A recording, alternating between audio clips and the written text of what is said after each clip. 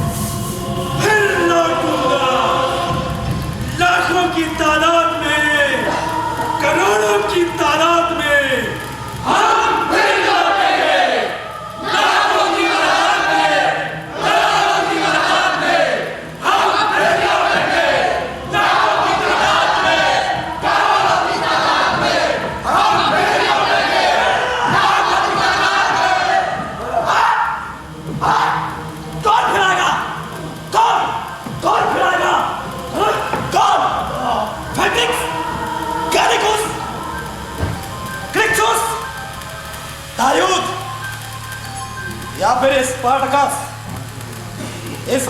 तो कब का खत्म हो चुका है, और उसके साथी भी बचे हैं सिर्फ क्रासोस।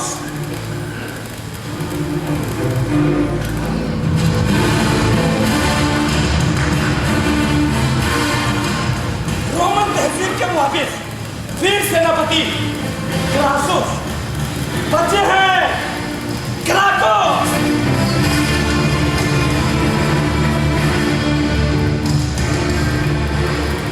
रोम प्रजातंत्र के सीनेट के हीरे ग्राकोस, बचे हैं किकेरो।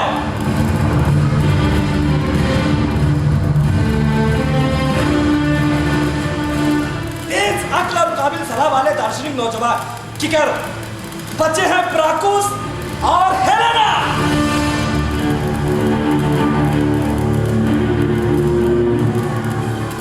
फिलहाल सिलारिया के नौवारिस मेहमान ऊंचे खानदान के कायोस और हेलेना, बचे हैं एंटीन्यूस।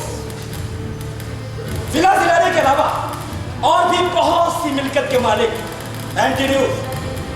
फिलहाल सिलारिया रोम की एक खूबसूरत रात।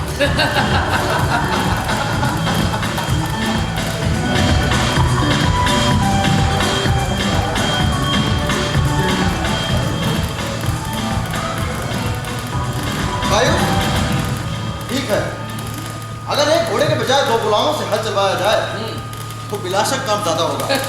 हाँ, और खर्च के ख्याल के लिए घोड़े की कीमत एक गुलाम से 5 गुनी ज्यादा है। क्यों? क्या आज हम गुलामों के अलावा और कोई बात नहीं कर सकते?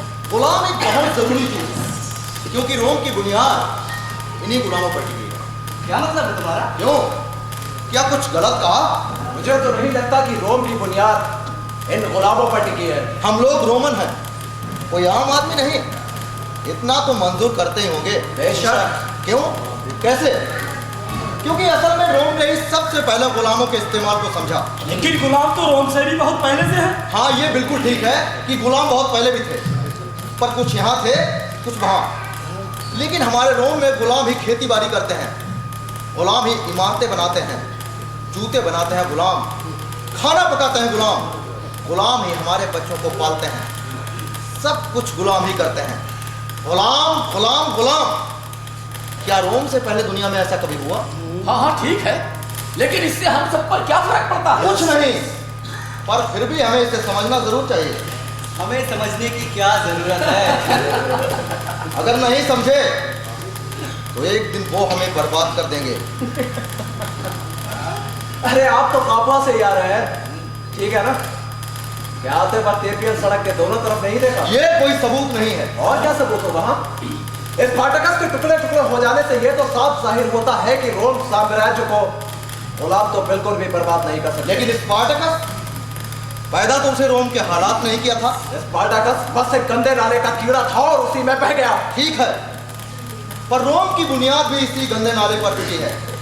अगर इस नाले में बाढ़ आ गई ना तो सारा का सारा रोम ढह जाएगा। पर अब इस नाले में बाढ़ कभी नहीं आ सकती है। सेनापति क्रासुस ने उसे हमेशा के लिए दबा दिया। देखोगे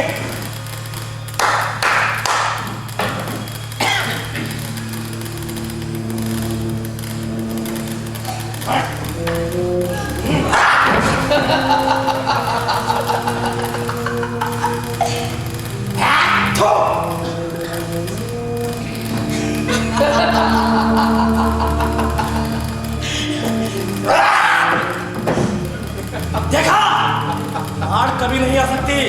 स्पार्टकस ऐसा ही गुलाम था, ऐसा ही एक कुत्ता, और ऐसा ही उसने सारी जिंदगी लाते सही। क्या कह रहे हो? यही कुत्ता कभी स्पार्टकस ना हो जाए, कौन कह सकता है? क्या बकवास कर रहे हो? सेनापति क्रासुस, आपका क्या ख्याल है? स्पार्टकस टुकड़े टुकड़े हो गया, लेकिन 4 साल लड़ने के बाद लेकिन टुकड़े टुकड़े तो हो गया ना। रोम की 3/4 अजय सेना को बर्बाद करने के बाद स्पार्टकस टुकड़े टुकड़े हो गया, और अगर फिर कभी जन्मा तो फिर टुकड़े टुकड़े हो जाएगा। सेनापति क्रासुस, क्या आप स्पार्टकस को पहचानते थे? देखा तो नहीं था, पर लगता है कि मैं उसे जानता था। पर आप उसे कैसे जानते थे? मालूम किया था, इससे जो लोग उससे लड़ने गए थे उससे वाकिफ थे, सबसे ज्यादा बाटियाटुस से। कापुआ के ग्लैडिएटरों के अखाड़े का मालिक लैंटुलुस बाटियाटुस। सेनापति क्रासुस, क्या आप मुझे बताएंगे कि आप स्पार्टकस को क्यों जानना चाहते थे? क्योंकि दुश्मन को बिना जाने का भी पता ही नहीं किया जा सकता। बस यही बात मैं आप सबको समझाने की कोशिश कर रहा था। वाह वाह, की कह रहा हो? क्या बात है, क्या बात है, क्या बात है? वाह वाह। पर मैं फिर भी यही कहूंगा कि दुश्मनों के टुकड़े टुकड़े हो गए।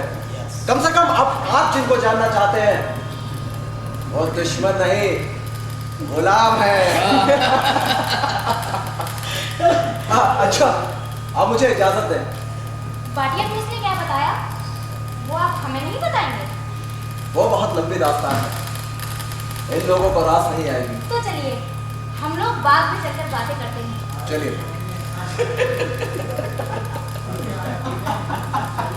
अच्छा, मैं भी चलता हूँ।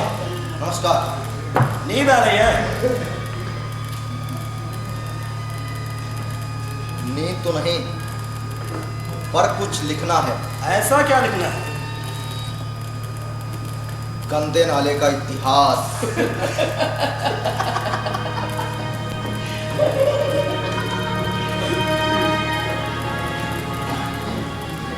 विलासी लारिया, एक खूबसूरत रात।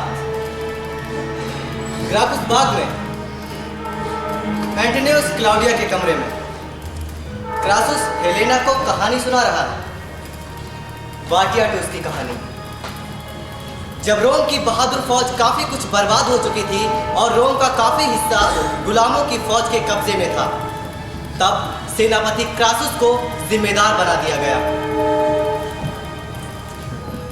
एक बड़ी जिम्मेदारी, एक बड़ी इज्जत, वो इज्जत जो हमें कब्र तक लेकर जाती है। रोम प्रजातंत्र के उन बड़े हुक्मरानों ने जो हमारे दुश्मन थे, उन्होंने मुझे ये जिम्मेदारी दी। हुक्म हुआ रोम को बचाओ। फिर क्या हुआ? जिम्मेदारी संभालने के कुछ दिनों बाद ही मैंने बाटियाटुस को बुलवाया।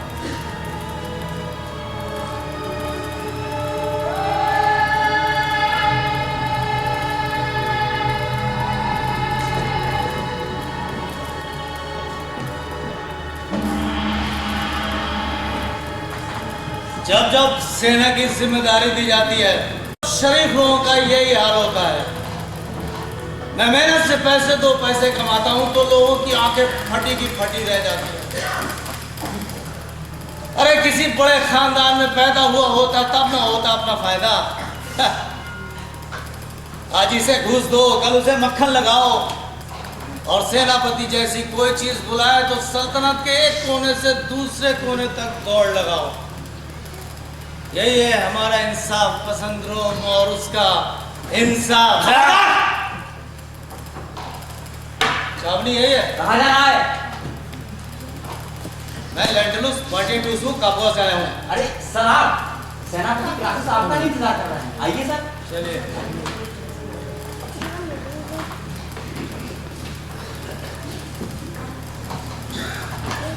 सर, लेंटलुस 42, जी यस। आइए तशरीफ रखिए। मैं आपका ही इंतजार कर रहा था, आप तो काफी दूर से आना पड़ा। हाँ, थक भी गया हूँ और भूख बहुत जोरों की लगी है, बहुत जोरों की लगी है। आपके सिपाहियों से कहा तो उन्हें भूख वाली बात कुछ बेवजह सी लगी। दरअसल छावनी के सिपाही हुक्म मानने गया थी और मेरा हुक्म ये था कि आपके यहाँ आते ही फौरन मेरे पास ले आया जाए। अभी सब इंतजाम हो जाता है। देखिए जनाब, देखिए।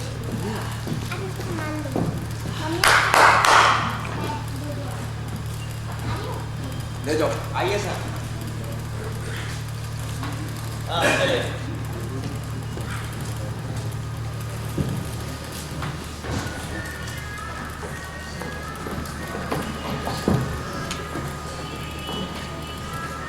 वाटियाटूस को देखते ही मुझे यह एहसास हुआ कि कुछ भी हो मगर ये आदमी बेवकूफ नहीं हो सकता। वाटियाटूस तो कतई जंगली है। तो पहचानती हो उसे? हाँ हाँ, देखा था। कहाँ? आज से 4 साल पहले मारियस ब्राकुस मुझे उसके अखाड़े में ले गया था। मारियस ब्राकुस, रोम की तीसरी शहरी सेना का सेनापति। हाँ, लड़ाई की शुरुआत में ही वो मारा गया था। मुझसे वो बहुत मोहब्बत करता था। अच्छा। हाँ, ब्राकुस इन दिनों बड़े खुले दिल से खर्च करता था। मुझे खुश करने के लिए उसने एक बार कहा, मैं तुम्हारे लिए एक फरमाइशी लड़ाई का इंतजाम करूंगा। तो फिर उसने किया? हाँ किया, सिर्फ मेरे अपने एक दोस्त और उसकी बीवी के लिए। स्पार्टकस के फरार होने से पहले उसके बाद? उससे 8 दिन पहले। 8 दिन पहले? अच्छा, स्पार्टकस को देखा था वहाँ? वो कभी बाद में बताऊंगी, पहले तुम सुनाओ। नहीं नहीं, पहले तुम बताओ, मेरी बहुत ख्वाहिश है। नहीं, पहले तुम सुनाओ। तुम बताओ।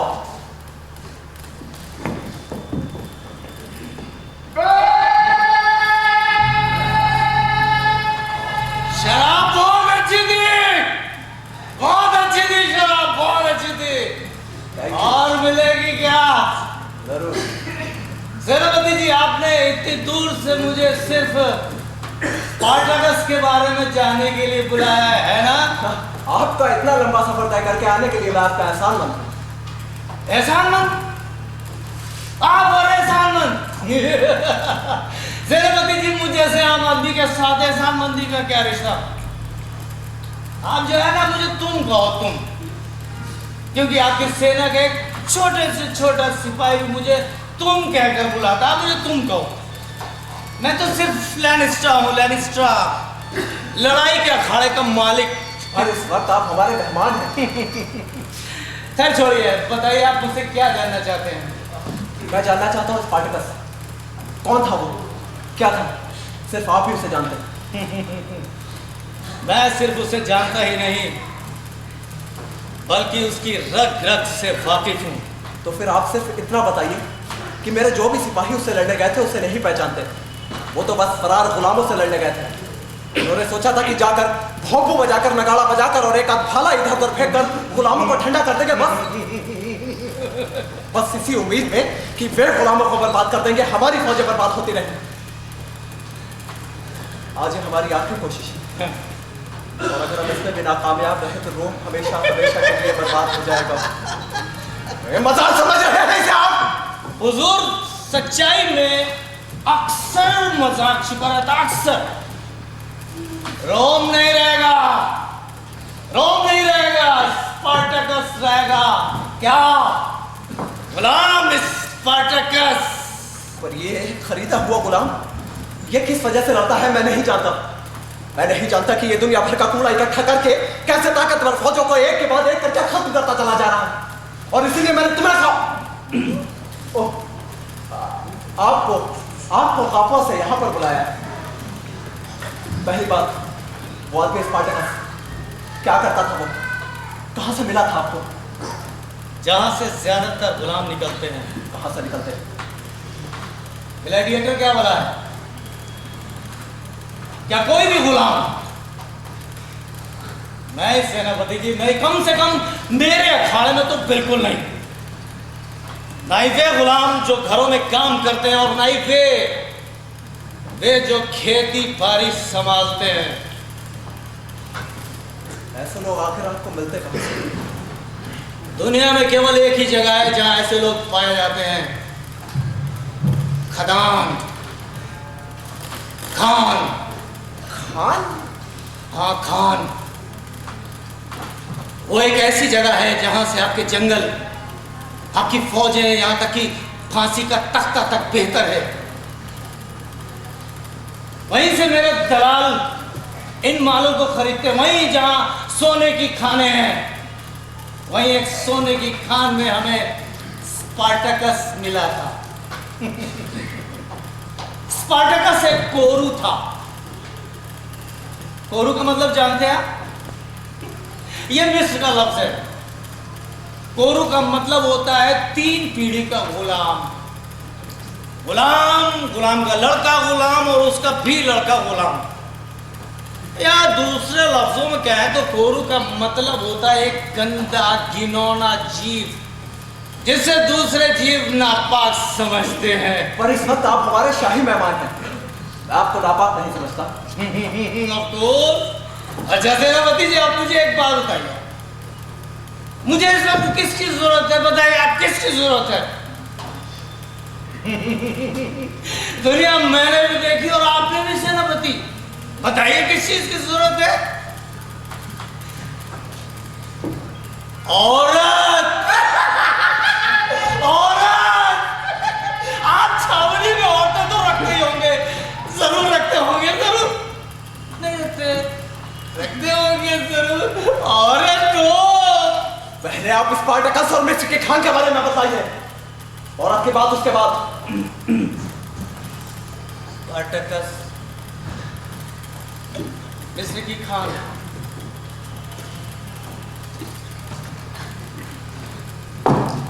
अच्छा सेनापति जी, मैं जरा पेशाब करके आता हूँ।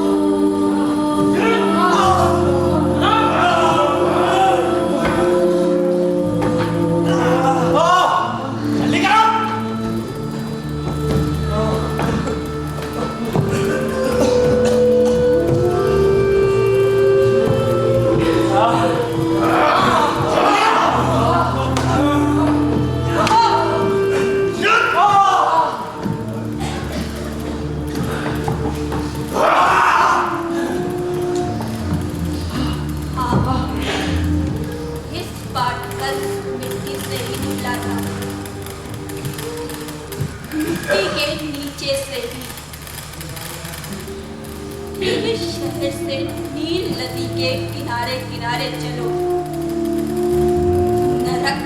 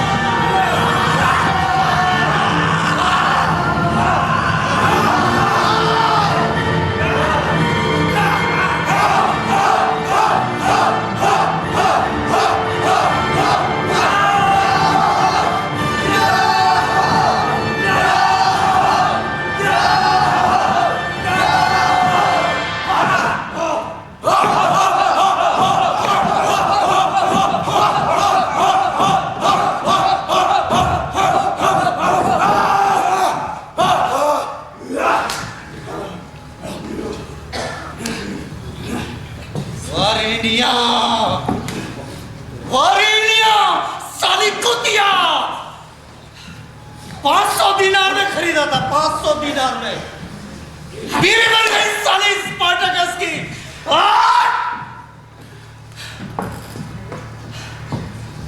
लैंडुस बाटियाटुस। हाँ, लैंडुस बाटियाटुस लैनिस्टा। लैनिस्टा सुनते ही इन रोमनों की नाक बहुत सिकुड़ हो जाती है। मिस्टर मैं लैनिस्टा नहीं। आप रोम से आ रहे ना? हाँ, मैं मारिस ब्राकुस हूँ। आदर। हम अपने लिए खेल का इंतजाम चाहते हैं। 2 जोड़े ग्लैडिएटर। सिर्फ आप दोनों के लिए? नहीं, 2 लोग और भी हैं। ठीक है, हो जाएगा। हमें बेहतरीन खेल ही चाहिए, पर पूरा खेल चाहिए। दोनों काम एक साथ कैसे हो सकते हैं कि आपको बेहतरीन खेल चाहिए और वो भी पूरा? तुम्हारे यहाँ नहीं होता होगा। तुम्हें पैसे भी चाहिए और खिलाड़ी भी बचाने हैं। मैं जो चीज खरीदती हूँ पूरी खरीदती हूँ। ना हो सकता हो तो बता दो। ऐसी सौदेबाजी मुझे कतई पसंद नहीं है। ठीक है, 25,000 दिनार लगेंगे।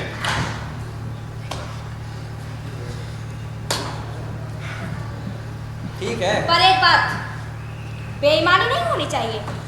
जरा सी छुरी लगने पर मरने का सा बहाना बनाकर रेत में औंधे मुंह गिर जाना, ये नहीं चलेगा।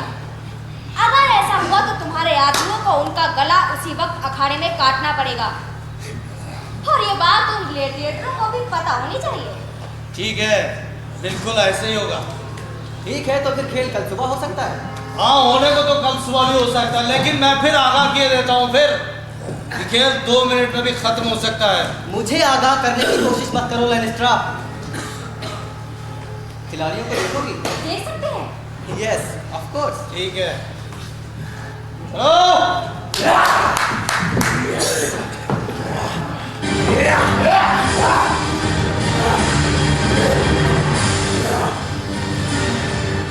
आयुष! या! या! या! या! या! या!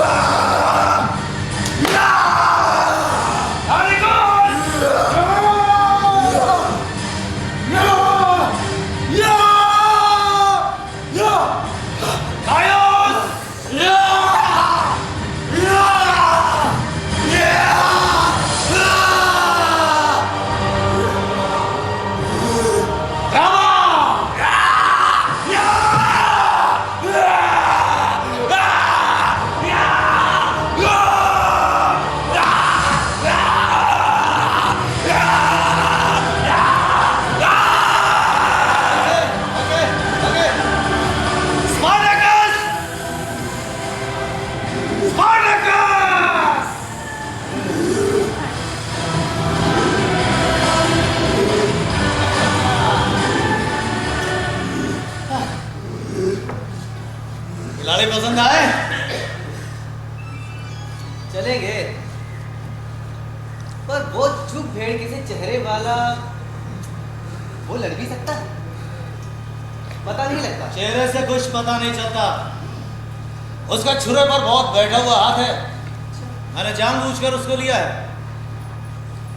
उसे किसके साथ भिड़ाओगे? बताइए, आप किसके साथ भिड़ाऊंगा मैं? वो ड्रामा, वो हबशी। हाँ ठीक है, पर इतना याद रहे कि धोखेबाजी नहीं होनी चाहिए। ठीक है, ऐसे ही होगा। चलिए।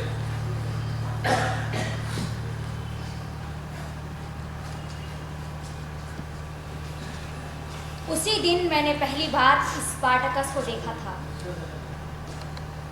और दूसरे दिन खेल के दिन। लेकिन खेल के दिन तो उसे ठीक से देख भी नहीं पाई थी। उस हबशी ड्रामा ने सब कुछ मिट्टी में मिला दिया। उफ, वो दिन मैं कभी नहीं भूल सकती। कोई बात नहीं थी। पता नहीं ड्रामा क्यों बौखला गया। जाल और भाला फेंककर एक बार जोरों से चीखा, फिर जाल फेंककर भाला लेकर हमारी तरफ दौड़ कर आया।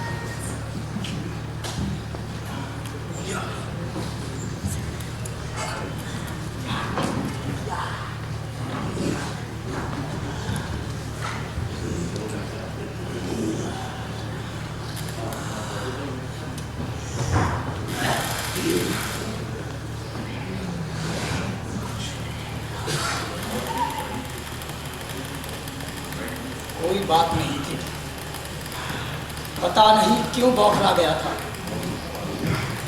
वाटिया टुस तो यही कहेगा, हेलेना भी यही कहेगी, सभी लोग यही कहेंगे क्या बात थी, क्या बात है। कौन जानना चाहेगा? कोई जानता है वो बातें जो उसके घर वालों के साथ की गई थी? कोई जानता है नदी के किनारे उसकी छोटी सी झोपड़ी को, उसकी बीवी को, उसके बच्चों को सिपाही किस तरह से लाए थे यहाँ, उसके पड़ोसियों को, उसके गांव वालों को? कोई जानता है वो बातें जो लड़ाई से पहले उसकी स्पार्टकस से हुई थी?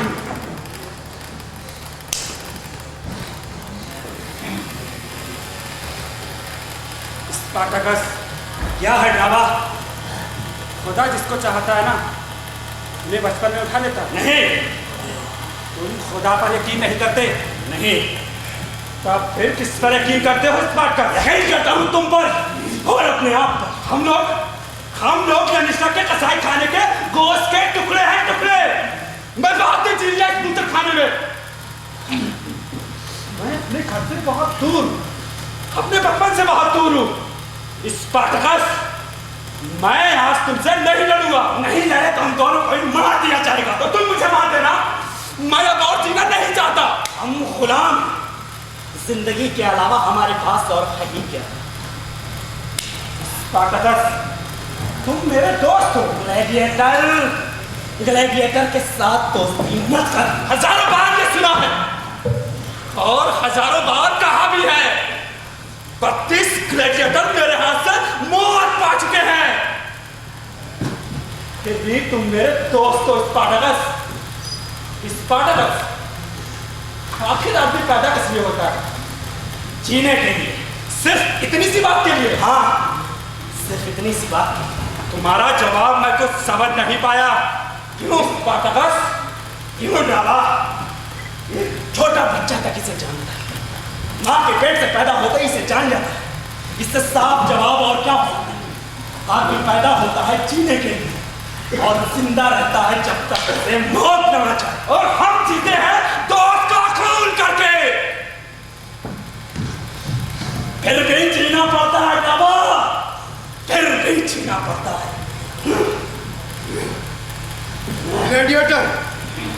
ग्लैडिएटर के साथ दोस्ती मत कर। अपनी जिंदगी की खातिर कल तुम्हें उसी दोस्त का अखाड़े में खून करना होगा और जीना ही होगा, क्योंकि गुलाम के पास इसके अलावा कुछ है ही नहीं। स्पार्टकस, यही बात तुमने कल ड्राबा को बतलाई थी। बीते कल आज ड्राबा की लाश के पास एक और भी लाश टंगी है। एक गुलाम की लाश, एक ग्लैडिएटर की लाश। स्पार्टकस, आज सुबह तुम क्या जवाब दोगे?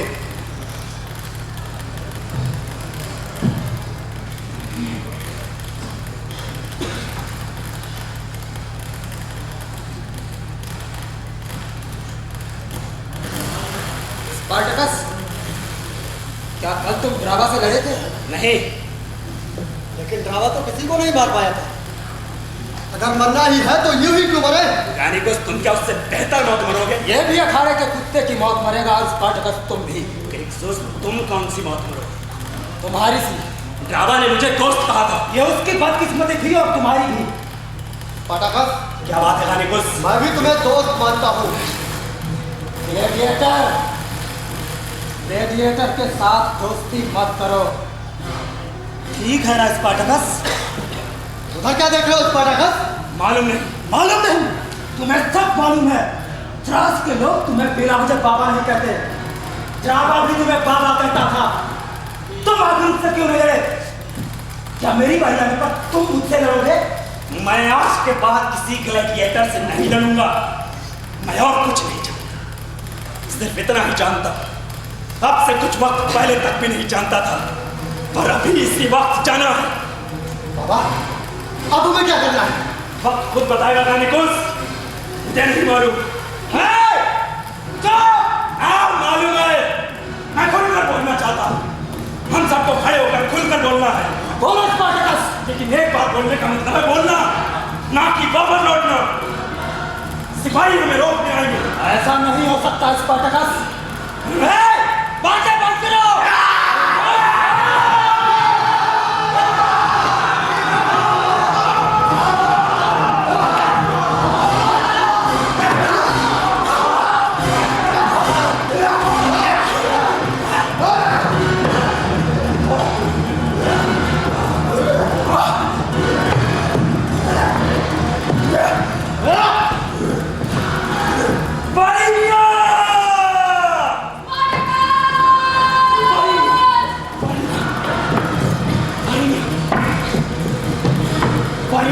बाबा, अब हमें क्या करना है?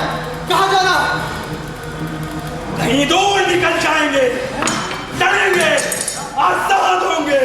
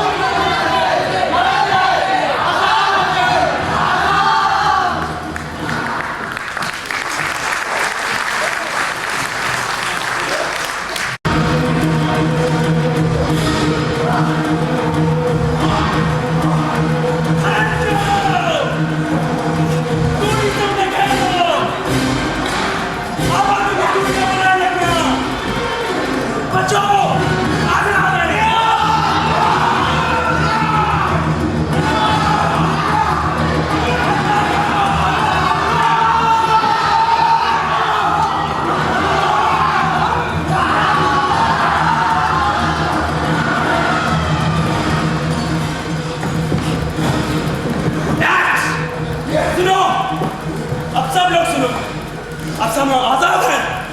हम सब दोस्त। बस सुनो, अब सब लोग सुनो। ये लड़ाई अभी यहाँ खत्म नहीं हुई है, यहाँ से शुरू होती है। अब जो हमें मंजिल दिखाए वो आगे आ जाए।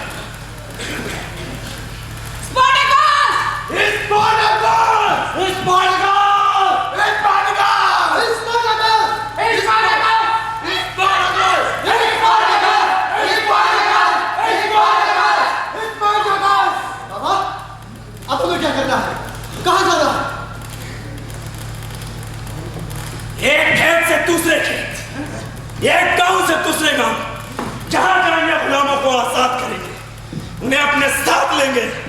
फौज आएगी तो लड़ेंगे और हथियार छीनेंगे, बनाएंगे। तब रोम हमसे जंग छेड़ देगा। तब हम रोम से भी लड़ेंगे। हम रोम से लड़ सकते हैं? लड़ना ही पड़ेगा। अगर हमने रोम को बर्बाद नहीं किया तो हमारे पास खड़े होने तक जान ही रहेगी।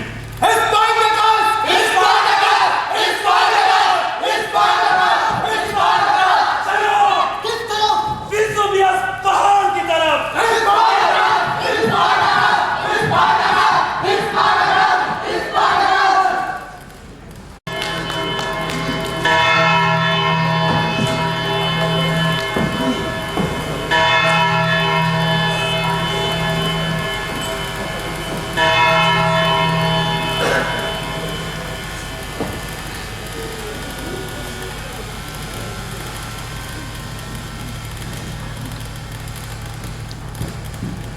सीनेट के माननीय सदस्यों, अगर आप लोग इजाजत दें तो गवाह को हाजिर करवाया जाए। जी जरूर।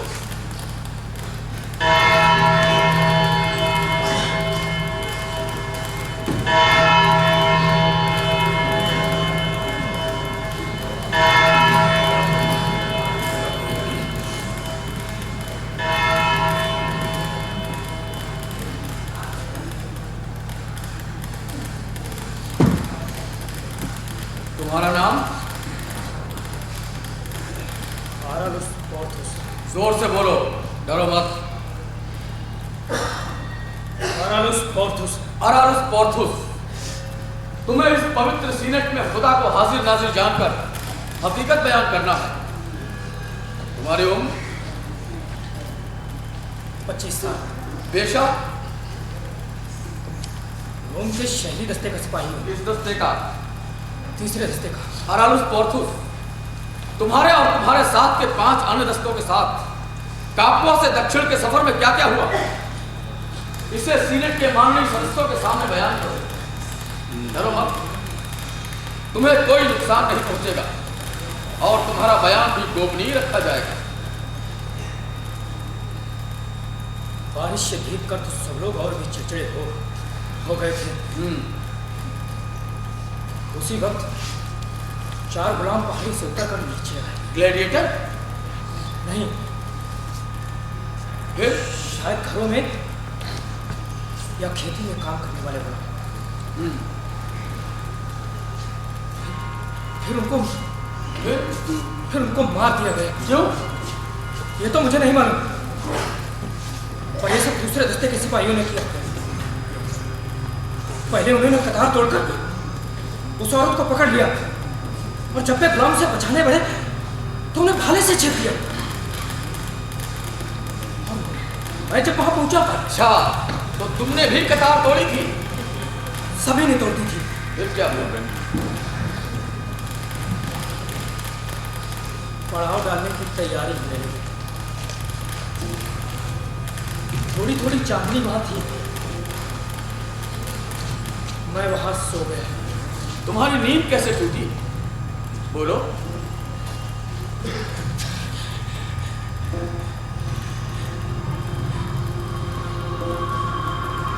मेरी नींद एक चीख से टूटी। मुझे लगा जैसे कोई चीख रहा हो। उठा तो देखा बहुत से लोग चीख रहे थे। मैं काव्यूस के पास सोया हुआ था। वो मेरा पड़ोसी था और दोस्त भी, इसीलिए हम उसके पास सोए थे। उठते ही मेरा हाथ कुछ मुलायम, गीली और गर्म चीज पर पड़ा। देखा तो पता चला वो कालियुस की गर्दन थी।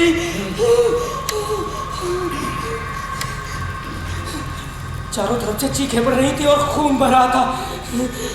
अपने और पराये खून में फर्क ही नजर नहीं आ रहा था। चारों तरफ बस लाशें बिखरी हुई पड़ी थी। हर तरफ बस गुलाम ही गुलाम। उनकी छुरियां और तलवारें बस उठती और गिरती थी, चांद की रोशनी में चमचमाती। सब लोगों पर मौत हावी थी, हम सब पर मौत हावी थी। आधे लोग तो नींद में ही मार दिए गए थे।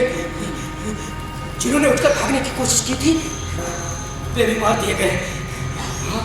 एक आध जगह उन्होंने इकट्ठा होकर लेने की कोशिश की थी, पर ज्यादा देर जिंदा नहीं रह सके। टुकड़े हो गए। उसके बाद मैं अपना आप खो बैठा। मैं भी चीखा और तलवार निकाल कर बचकर भागने की कोशिश की।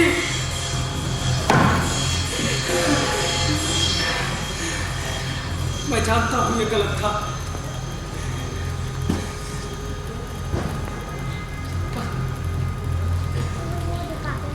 पर ऐसा मैंने कभी बुरे से बुरे और डरावने सपने में भी नहीं देखा था। तभी मैं बाहर की तरफ निकल भागा। लेकिन बाहर के लोग भाले लिए खड़े थे दीवार की तरह। उनमें से ज्यादातर औरतें, ऐसी औरतें पहले मैंने कभी नहीं देखी। चेहरा भूखी शेरनियों की तरह, बाल हवा में हो गए हैं। भूखी शेरनियां जोर से चिल्ला रही थी। तभी एक सिपाही ने मेरे पास से भागने की कोशिश की तो उन औरतों ने उन्हें कई भाले से जमीन में काट दिया। मैं भी आगे बढ़कर कोई तरह ढूंढ रहा था, तभी मेरे हाथ में एक भाला चुभा। मैं तेजी से दौड़कर अंदर आया और तेजी से पेट के बल जमीन पर गिर गया। उन्हीं कीचड़, खून और लाशों के बीच।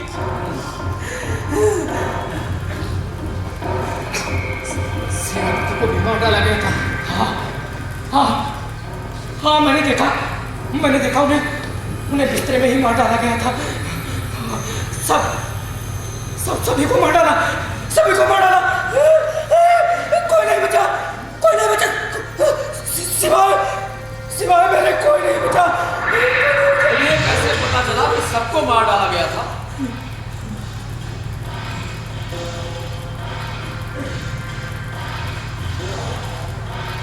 तंबू के पर्दे उठा दिए गए थे, तब सुबह हो चुकी थी। गुलाम हमारे सिपाहियों की लाशों से हथियार, जूते, पोशाकें वगैरह इकट्ठे कर रहे थे। हाँ, मैंने देखा वो सामने के झरने में हथियार धो रहे थे। पानी एकदम लाल हो गया था।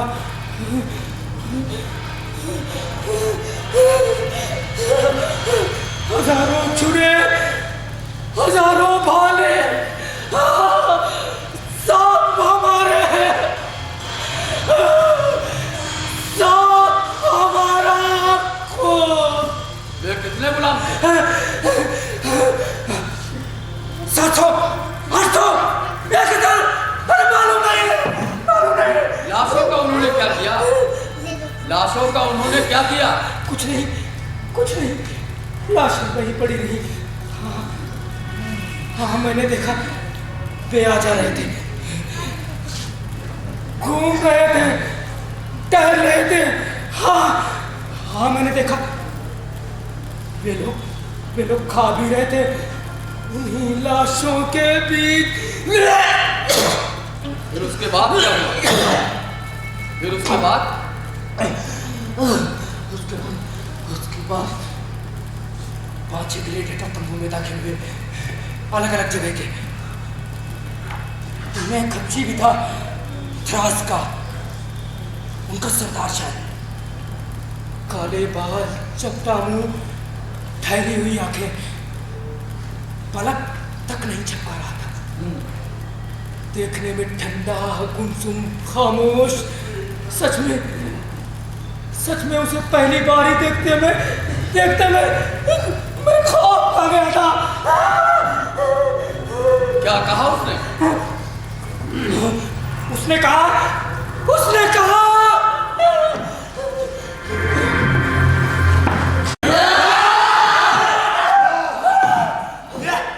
मेरा नाम स्पार्टाकस है। नाम याद रखना। उन तीनों गुलामों को तुम लोगों ने क्यों मारा? रोम की औरतें क्या इतनी पाक है कि पूरे एक दस्ते पे गुलाम औरत पर सुन डालना पड़ा? मैंने उन्हें लाख समझाने की कोशिश की। ये सब मैंने नहीं किया। ये सब दूसरे दस्ते के सिपाहियों ने किया। ये सब मैंने नहीं किया। लेकिन वो आदमी मुझे घूरता रहा। ऐसा लगा वो मुझे मार देगा। लेकिन उसने कहा, मैं जो कुछ कह रहा हूं उसे गौर से सुनो और याद रखना। रोम पहुंचकर ये सब कुछ अपने सीनेट को बतला देना। जो यहाँ देखा है उनसे कहना उन्होंने 6 दस्ते भेजे थे, हमने उन्हें खत्म कर दिया। हम गुलाम हैं और गुलामों में कायम रेप, चाबुक का नगमा बर्दाश्त नहीं करेंगे। दुनिया की शुरुआत में सब इंसान बराबर थे, लेकिन आज रोम की दौलत की वजह से 2 तरह के लोग हो गए हैं, मालिक और गुलाम। हम तुम लोगों से लाख गुना ज्यादा हैं और लाख गुना बेहतर भी। इंसानों में जो कुछ भी खूबियां हो सकती हैं, ये सब हम में है। हम औरत जात की इज्जत करते हैं और तुम औरत जात को तबायक बना देते हो। हम अपने बच्चों की जुदाई में रोते हैं। तुम गुलाम औरत के पेट से गुलाम पैदा करके उन मासूमों को बाजार में बेच जाते हो। तुम इंसानों को कुत्ते की तरह लड़वाकर अपने लिए खुशी ढूंढते हो। तुम्हारी जलालत ने सारी दुनिया में गंदगी फैला रखी है। तुम ही ने इंसान को जानवर बनाया है। मौत को तुम ही लोगों ने खेल बनाया है। लेकिन तुम नहीं, अब और नहीं हो सकता। जाओ, सीनेट से कहना और फौज भेजे, हम उसे भी खत्म कर देंगे। दुनिया के सारे गुलामों से हम कहेंगे, जंजीरें तोड़ो, हमारे साथ हम रोम चलेंगे। हाँ, रोम, हम तुम्हारा रोम बर्बाद करेंगे। हम तुम्हारा सीनेट भी बर्बाद करेंगे। तुम्हारी फैलाई हुई गंदगी को हम साफ करेंगे। दर्शन, हम एक खूबसूरत शहर बनाएंगे। एक खूबसूरत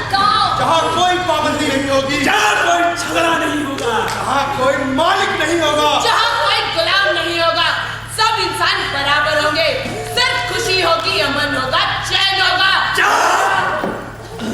ने तुम्हारी फौज को भेजा था और उनमें से सिर्फ तुम अकेले ही बचे।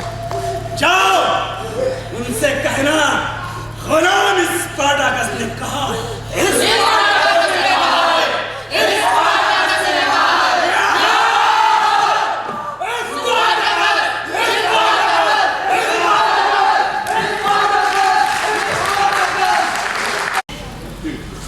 गुलाम स्पार्टाकस मिट्टी में मिल गया, उसी मिट्टी में जिस मिट्टी से वो निकला था। वो मिट्टी आज भी है। उसी विला सिनेरियो में खड़े हैं हम लोग, क्रासुस, ग्राकोस, ब्राकोस, हेलेना, किकारो और मैं एंटीनियूस। विला सिनेरिया, उस खूबसूरत रात की खूबसूरत सुबह।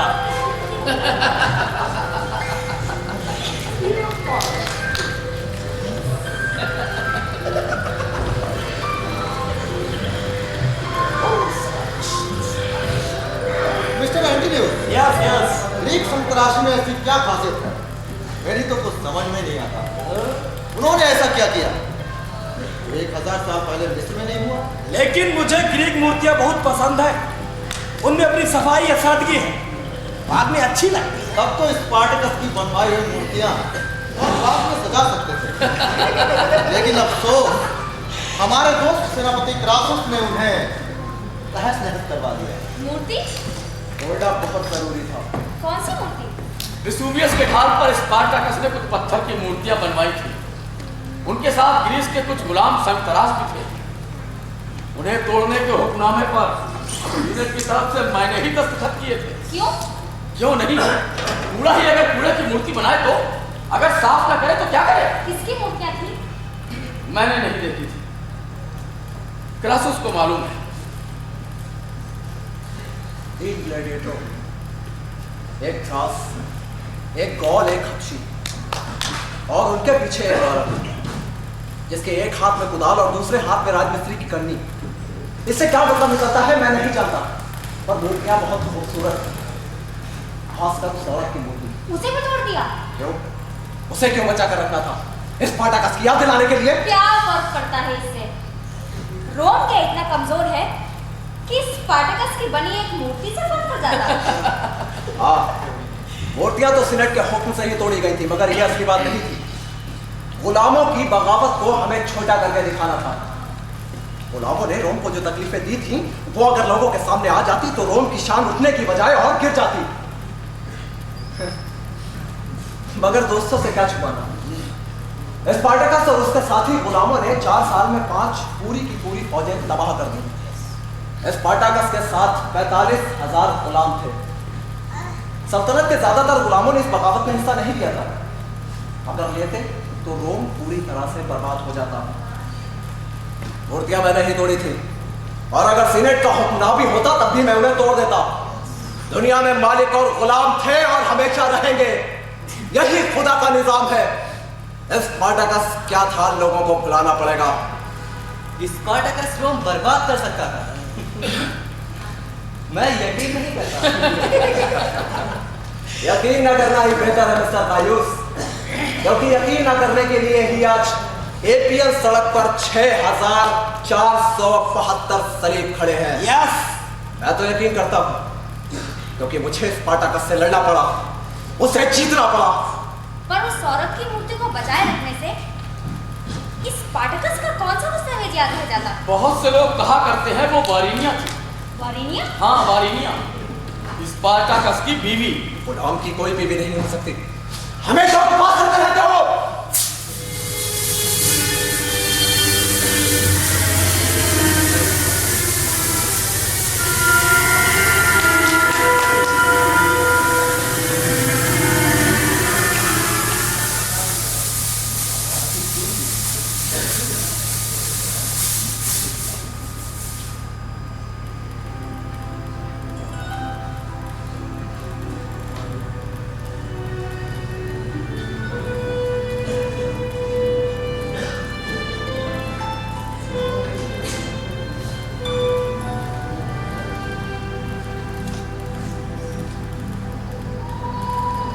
स्पार्टकस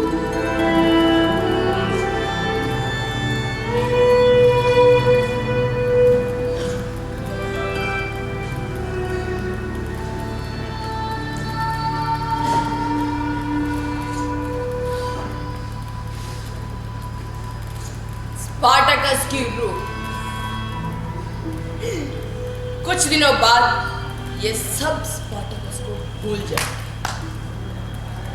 ये हेलेन, ब्राकुस,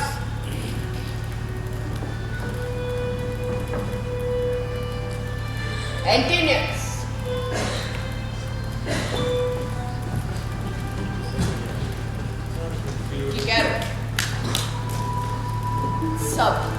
सबके सब। लेकिन तुम क्रासस और तुम ग्राकुस, स्पार्टकस की रूह से तो तुम कभी आजाद होगे। स्पार्टकस मिट्टी में मिल गया, लेकिन वारिनिया जिंदा है। कौन जानता है? स्पार्टकस मिट्टी में मिल गया है, लेकिन वारिनिया जिंदा है। लेकिन अब स्पार्टकस नहीं लौट सकता। ग्राकुस, किसके बारे में सोच रहे हो? वारिनिया।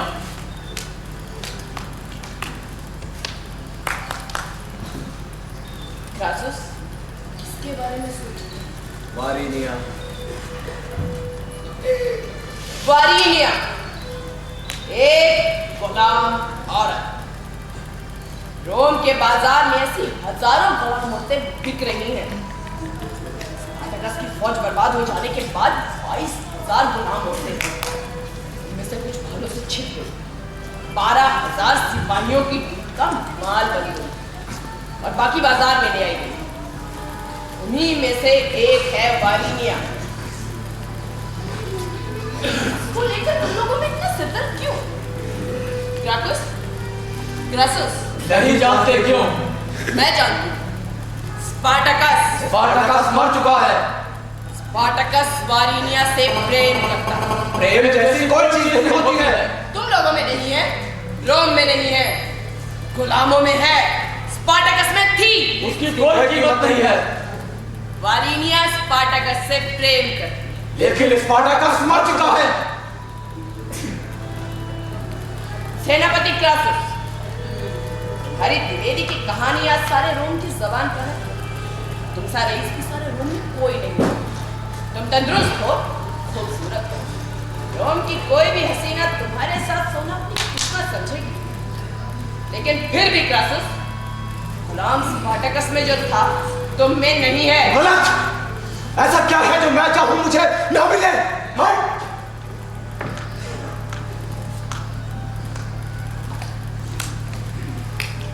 सीनेटर ग्राकुस, लोगों को खरीदकर, बेचकर, गुंडागर्दी की मदद से और सियासी दाव पेचों से तुम सीनेट के हीरे तो बन गए, लेकिन कोई भी औरत तुम्हें जीत नहीं पाई।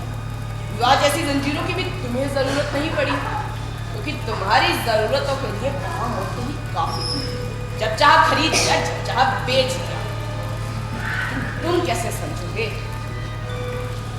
तुम में वो सब नहीं है जो स्पार्टकस में था? मेरे पास रोम है। रोम तवायफ है। जानता हूँ, लेकिन वही तवायफ मेरी माँ है। वारिनिया को क्यों ढूंढ रहे हो? जानने के लिए। क्या जानने? जो कुछ बेहतर है, जो कुछ नायाब है, जो कुछ खूबसूरत है, वो सब हमसे छूट गया है। हमने तहजीब छोड़कर नजाकत अपना ली, खुशी छोड़कर हम ऐशपरस्त हो गए, मोहब्बत छोड़कर हमने अय्याशी ले ली। हमें भूख नहीं है, खाना है, हमें प्यास नहीं है, पानी है, ये सब मैं जानता हूँ। लेकिन पता नहीं कैसे स्पार्टकस ने हमारी छोड़ी हुई खूबियां, खूबसूरती और नायाब चीजें उठाकर दुनिया के सबसे निचले तबके में बांट दी। मैं जानना चाहता हूँ वारिनिया क्यों स्पार्टकस की बीवी है और मेरी माँ रोम एक तवायफ।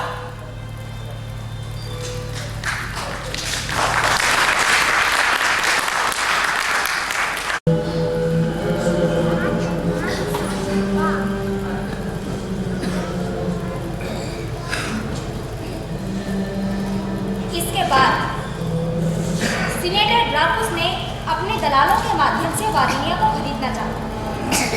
जब ऐसा नहीं हुआ तो उसने सिपाहियों को भेजकर वारिनिया को उठवा लिया, जिसकी खबर सेनापति क्रासस को लगी। वारिनिया उस वक्त स्पार्टकस के आ बढ़ी थी। सेनापति क्रासुस वहां पहुंचा और उसने ग्राकुस के सिपाहियों को रास्ते में ही रोक लिया। ग्राकुस के सिपाही वारिनिया के बच्चे को मारने ही वाले थे, लेकिन सेनापति क्रासुस ने अपनी तलवार के आगे किसी को टिकने नहीं दिया। वारिनिया और उसके बच्चे को वो अपने साथ ले आया।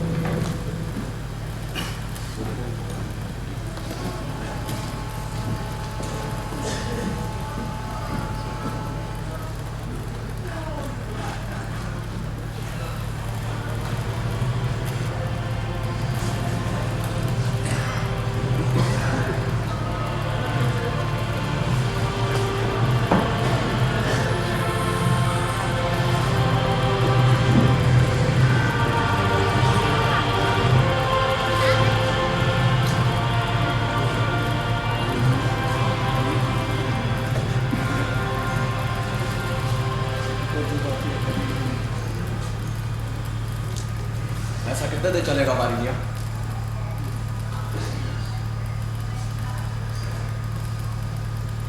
इससे अच्छी हालत में रहने की बात कोई गुलाम औरत सोच भी नहीं सकती। मैं चाहूं तो तुम्हें खान के दलालों को बेच सकता हूं और तुम्हारे बच्चे को कहीं और। क्या तुम यह चाहती हो? नहीं। फिर वारिनिया, मुझसे ज्यादा पैसा सारे रोम में किसी के पास नहीं है। मैं जितनी गुलाम औरतें चाहूं खरीद सकता हूं। गुलाम है क्यों? कोई भी लड़की अगर मैं वो नहीं चाहता, मैं चाहता हूं कि तुम मुझसे मोहब्बत करोगी? नहीं। क्यों नहीं कर सकती? स्पार्टाकस ने तुम्हें जो कुछ भी दिया है मैंने उससे ज्यादा ही दिया है और उससे ज्यादा दे सकता हूं। नहीं। क्यों नहीं? कौन था वो? खुदा? नहीं। अरे आदमी नहीं था, खुदा नहीं था। स्पार्टाकस समाज का दुश्मन था। स्पार्टाकस खूनी था, उसके सारे साथी खूनी थे। तो उनकी सारी बेहतरीन और खूबसूरत चीजें वो बर्बाद करना चाहता था। तो हमने दुनिया को अमन दिया है, तहजीब दी है, सुकून दिया है। और स्पार्टाकस ने रोम से 4 साल रहकर क्या दिया है? बर्बादी, तकलीफें, मौत, बात, ठीक है ना? नहीं नहीं नहीं नहीं, बगावत की आग सारी दुनिया में भड़काना क्या गलत काम नहीं है?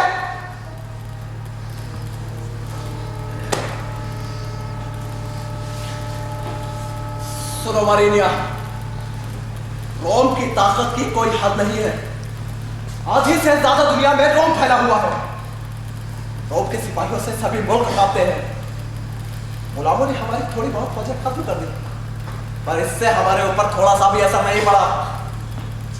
रोम हमेशा से है और हमेशा रहेगा।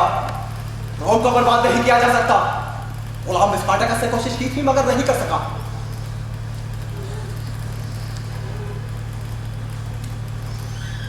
स्पार्टाकस के लिए रोने से क्या फायदा?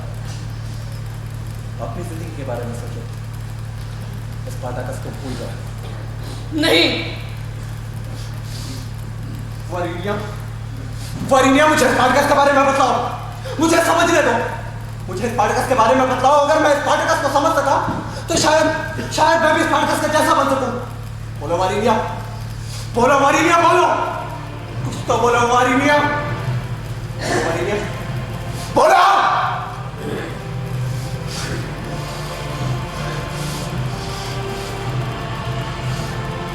देखा चौक मेरी आंखों के सामने से।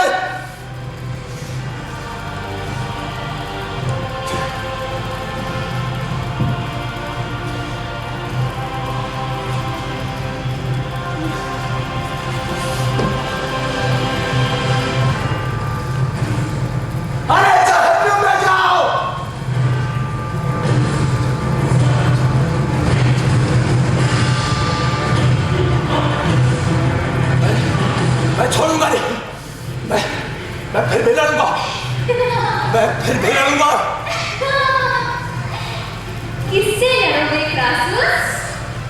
स्पार्टाकस से स्पार्टाकस तो मर चुका।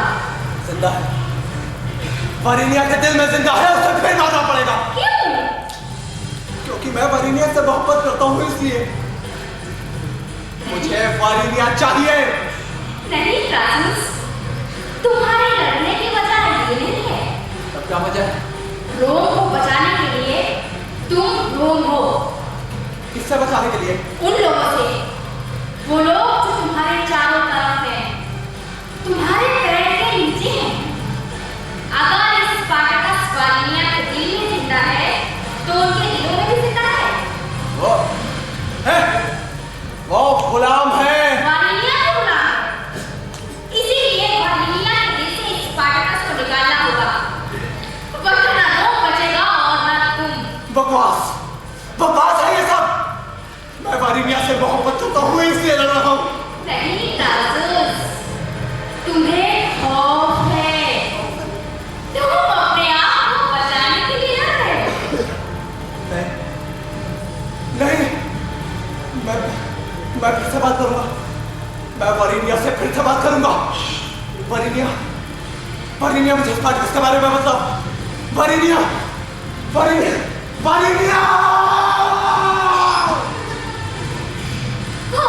और तुम क्रासूस, तुम भी तो रोम हो। फिर वारिनिया को क्यों ढूंढ रहे हो? अगर कहूं कि मैं वारिनिया से मोहब्बत करता हूं इसीलिए। शायद यकीन करूं, लेकिन मोहब्बत कैसे हुई? तुमने नाखून से देखा है और नानी से पहचानते हो। लेकिन वारिनिया स्पार्टाकस की बीवी है। उससे क्या होगा? स्पार्टाकस तो मर चुका। वही तो मुझे जानना है कि स्पार्टाकस मर गया या जिंदा है, और वारिनिया के अलावा कौन ये बात बता सकता है? जानकर क्या करोगे? अगर ये जान जाऊं कि स्पार्टाकस जिंदा है, तो रोम मेरी माँ, पता नहीं हमें सवालों का क्या फायदा। लेकिन वारिनिया, तुम आखिर चाहती क्या हो? आजादी। आजादी क्या ऐसी चीज होती है? भूखों मरने की आजादी, काम करने की आजादी, खून थूकने की आजादी? मैं नहीं समझा सकती, मैं क्रासूस को भी नहीं समझा पाई। वारिनिया, एक बात बताओ, तुम रोम से नफरत करती हो और मैं रोम को दिलो जान से चाहता हूं। रोम कैसा भी हो, मैं उससे जुदा नहीं हो सकता। वारिनिया, स्पार्टाकस रोम को बर्बाद करना चाहता था। रोम को बर्बाद करके आखिर उससे क्या मिलता? स्पार्टाकस एक ऐसी दुनिया बनाना चाहता था जहां ना मालिक होते ना गुलाम, जहां सब बराबर होते, न झगड़ा होता, न तकलीफें, ना किसी चीज की कमी। वारिनिया, मैं चाहता हूं तुम सुबह होने तक मुझसे बातें करो। मुझे तुमसे बहुत कुछ कहना है, बहुत कुछ सुनना है। बोलो वारिनिया, तुम मेरे लिए ऐसा करोगी ना? बोलो वारिनिया, मेरे लिए ऐसा करोगी ना?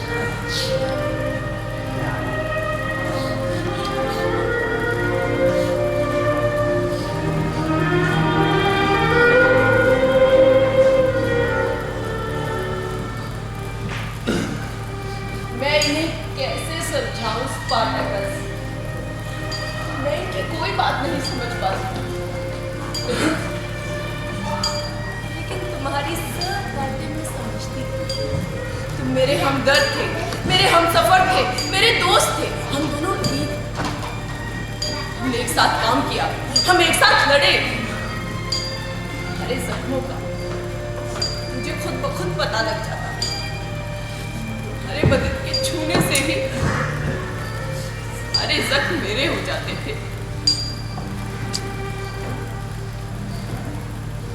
उसकी मौत पर मेरी गोद में सिर रखकर रोए थे, और जब मेरा पहला बच्चा मुर्दा पैदा हुआ था, मैं भी तुम्हारी छाती पर सिर रखकर वैसे ही रोई थी।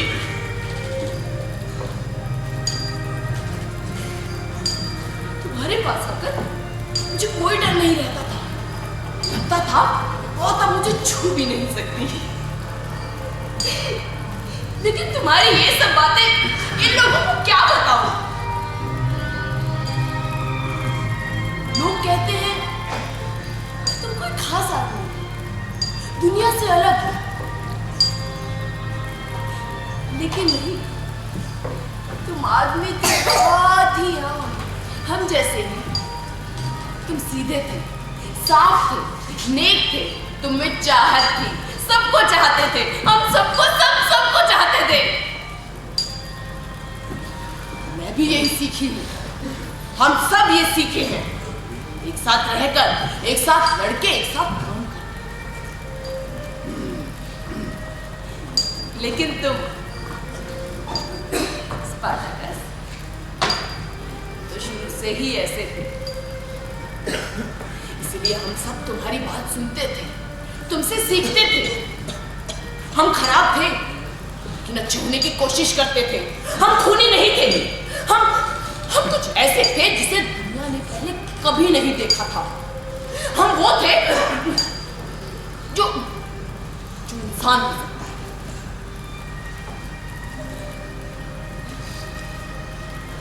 आज हम नहीं हैं, फिर भी है। स्पार्टकस, तुम भी हो, मैं भी हूं, तुम्हारे साथ ही हूं, उन सब लोगों के साथ हूं। इसीलिए ये लोग मेरा कुछ नहीं बिगाड़ सकते। इसीलिए मैं इन लोगों से मोहब्बत नहीं कर सकती। मैं इन लोगों से मोहब्बत नहीं कर सकती स्पार्टकस।